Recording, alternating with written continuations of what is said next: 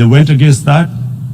They went against Simla Accord, which is about bilateral, sorting out our differences through bilateral means, went against that. They actually went against the Indian Constitution. Illegally, they revoked Article 370, which gave Kashmir the special status. They got an extra 180,000 troops there.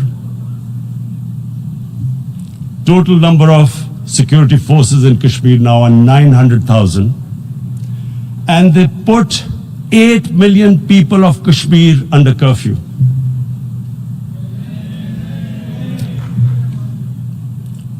Mr. President, now I just briefly want to make the people understand, how can anyone do something like this? And for that, I have to explain to you what is RSS. RSS, Mr. Narendra Modi is a life member of RSS. RSS was an organization that was inspired by Adolf Hitler and Mussolini, came about in 1925. They believed in racial purity, racial superiority. They also believed they were an Aryan race, like the Nazi believed they were an Aryan race. All that I'm saying can be verified. This is the time of information revolution. You can Google all this, what I'm saying. But it is very important for me to explain this to you so you know what is happening in India. This RSS believed in the ethnic cleansing of Muslims from India. At one point there was racial superiority of the Hindu race. Secondly, it was hatred for the Muslims and for the Christians, because they believed that this golden age of Hindu civilization was stopped because of Muslim rule centuries back and then the British rule of India. So it was racial superiority and hatred for Muslims and Christians. This is openly stated. You look at the founding fathers of RSS, Golwalkar and Savarkar. Just Google them and you'll find out. And this ideology of hate is what murdered the great Mahatma Gandhi in 1948. It was this ideology of hate that made Narendra Modi in 2002 do a pogrom against Muslims in Gujarat when he was the chief minister. He allowed 3 days for these RSS goons who were inspired by the Hitler brown shirts. They actually wear brown shirts. This RSS, the Congress Home Minister gave a statement that in RSS camps, terrorists are being trained. And these terrorists butchered 2,000 Muslims and 150,000 Muslims were made homeless. Narendra Modi could not travel to the US because of that. And I need to make you understand this background before I explain to you that what sort of a mindset would lay siege to 8 million people with 900,000 troops. Women, children, sick people, locked in as animals. In fact, of what I know of England, if 8 million animals were locked in, the RSPCA would have made a lot of noise about it. These are human beings.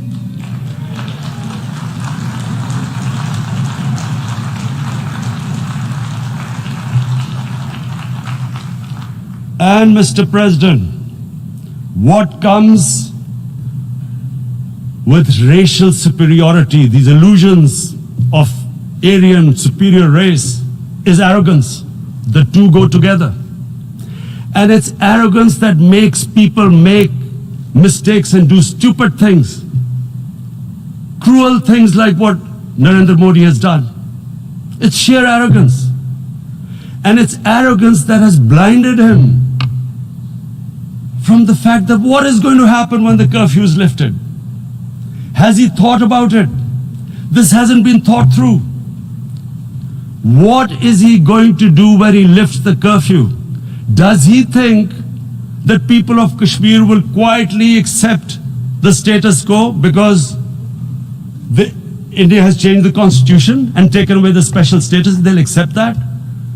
Mr. President, 100,000 Kashmiris have died in the past 30 years because they were denied the right given by the United Nations, the right for self-determination.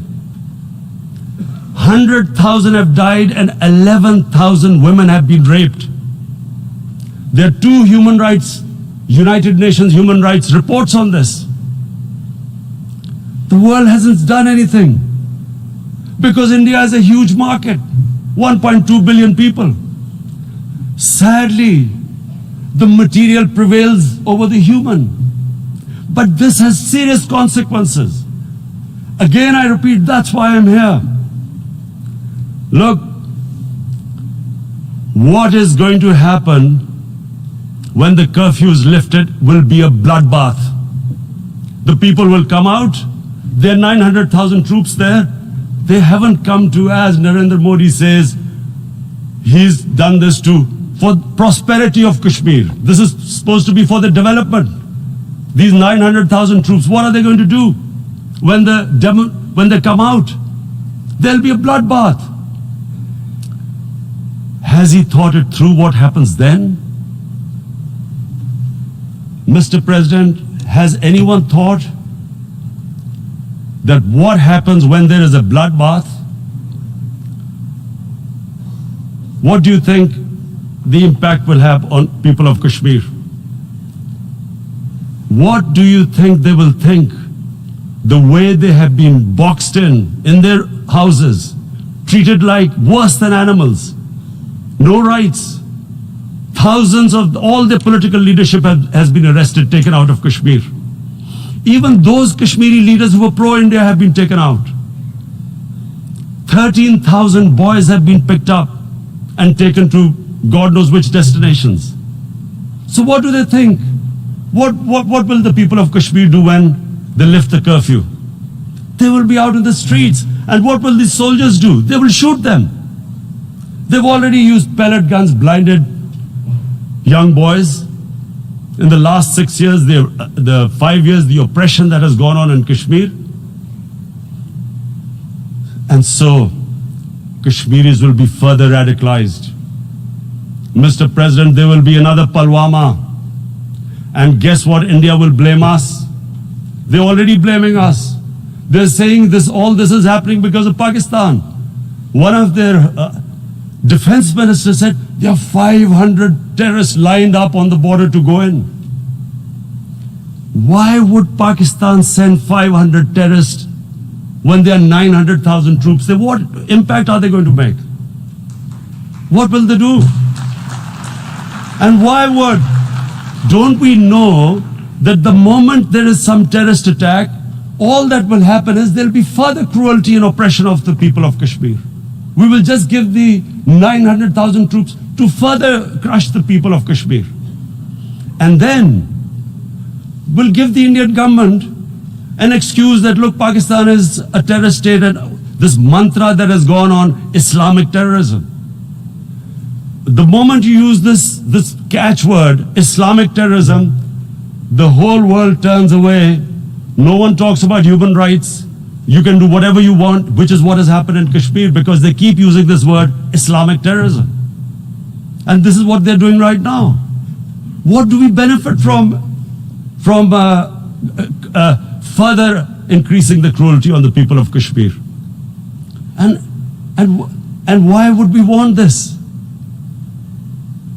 But there is no other narrative left for India. As when they lift the curfew, whatever happens, Pakistan will be blamed, and there is always a danger of another Pulwama. They might come and bomb us again, and then another cycle might start. And what does Narendra Modi think? That 180 million Muslims of India are thinking right now. Aren't they watching these Kashmiris stuck inside for 55 days they've been stuck in? Aren't they watching? What do you think? Don't you think that the Muslims will be radicalized in India? And I'm talking about 180 million people. And when they get radicalized, there will be some incident in India somewhere down the line. Again, we will be blamed. And I'm warning you right now, again, we will be blamed. And Mr. President, what about 1.3 billion Muslims who are watching this? And they know that it is only happening in Kashmir because they're Kashmiri Muslims. This is not happening to Kashmiri Hindus. They know that this is happening because of their religion. So what do you think they will be thinking? What do you think the Jewish community would think if they were, forget 8,000 Jews stuck like this? What do you think Europeans would think? What do we think? I mean, any human community, if their members are stuck like that, what do you think they will think? Are we a children of a lesser God? Is it not going to cause us pain? And then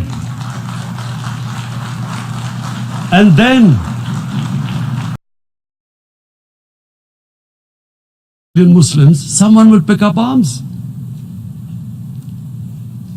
I know we've been brought up with films, Western films.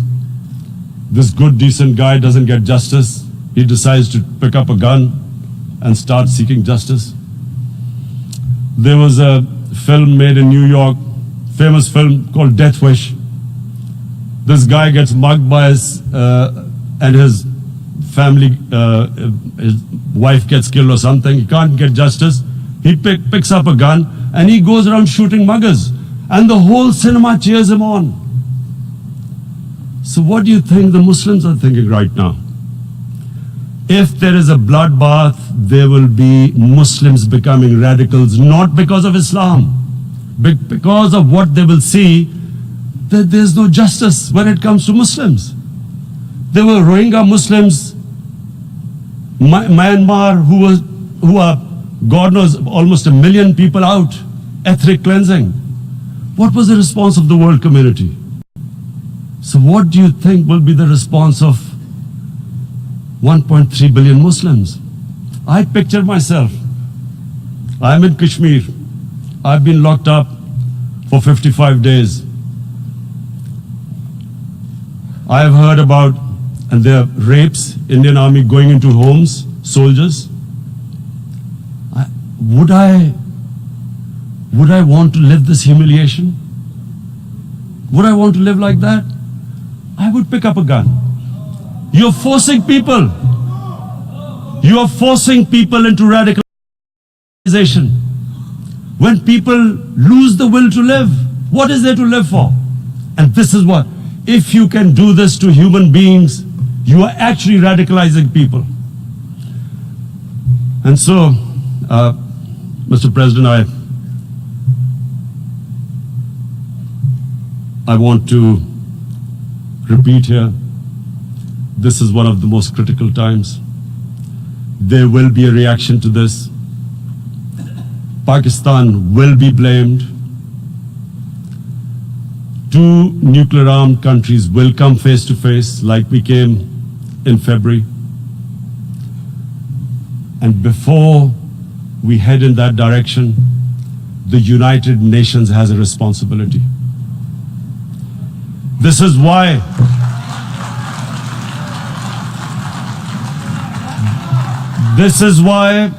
the United Nations came into being in 1945. You were supposed to stop this happening. I feel we are back to 1939, Munich. Czechoslovakia has been taken, annexed. What is the world community going to do? Is it going to appease a market of 1.2 billion, or is it going to stand up for justice and humanity.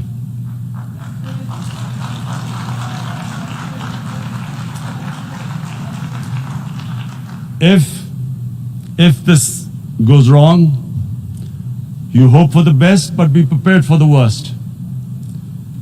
If a conventional war starts between the two countries, Mr. President, if a conventional war starts, and anything could happen, but supposing a country 7 times smaller than its neighbor is faced with the choice, either you surrender or you fight for your freedom till death.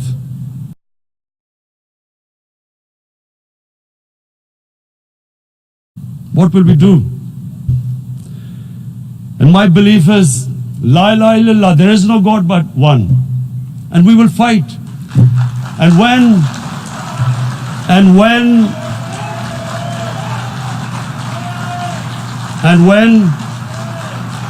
when a nuclear armed country fights to the end, it will have consequences far beyond the borders. It will have consequences for the world, which is why I repeat I'm here. Because I'm warning you, it's not a threat. It's a fair worry that where are we headed? And I've come here to tell the UN, you've got to, this is a test for the United Nations. You are the one who guaranteed the people of Kashmir the right of self-determination. They are suffering because of that. And this is the time.